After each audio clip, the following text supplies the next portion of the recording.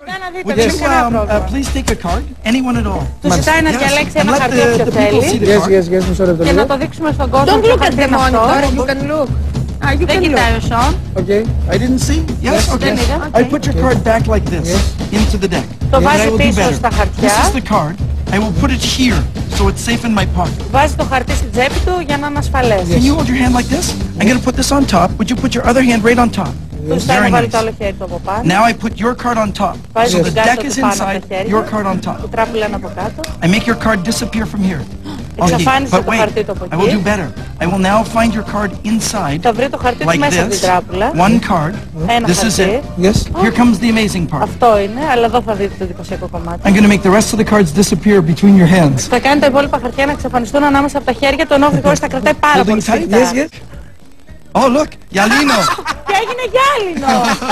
Γρηγόρη, περίμενε λίγο. Δεν τα κρατούσες.